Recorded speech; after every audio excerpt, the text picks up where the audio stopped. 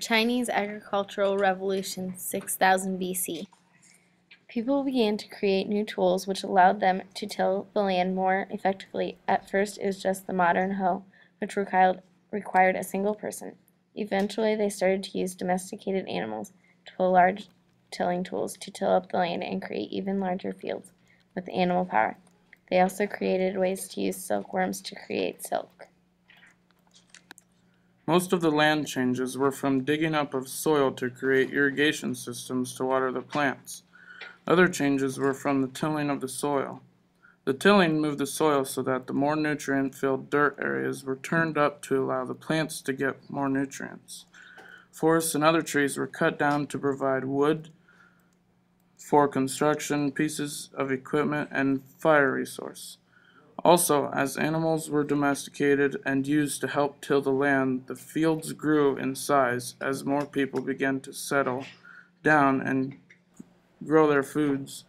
Villages and towns began popping up all over.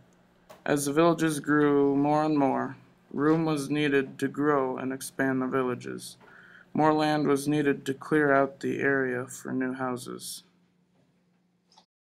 Most of the hunter-gatherers were replaced by village farmers. Most hunter-gatherers had to resort to farming because more and more people were relying on it, and there were less people to gather food. They had to farm more efficiently to take care of domesticated animals for their food and resources. Most hunter-gatherers found it easier to take care of domesticated animals rather than hunting for them. Animals began to repopulate in most areas because less people were hunting them and more were domesticating them. The tools made to till land made it more efficient to grow food, which in turn made farming expand. As new materials were found and discovered, they made new types of farm tools which were more durable because copper couldn't hold a point. Animal domestication allowed them to use oxen and horses to reduce labor needed. The domestication of animals allowed them an easier access to meat because they could grow the animals and slaughter them for their meat. Around the beginning of the agricultural era, the woman took care of the crops. The woman would grow the food, harvest it, and determine who the garden would be passed down to. Also, women took control of the first horticultural-based cities. They determined when the soil was bad, which soil was good to use, and where to move to.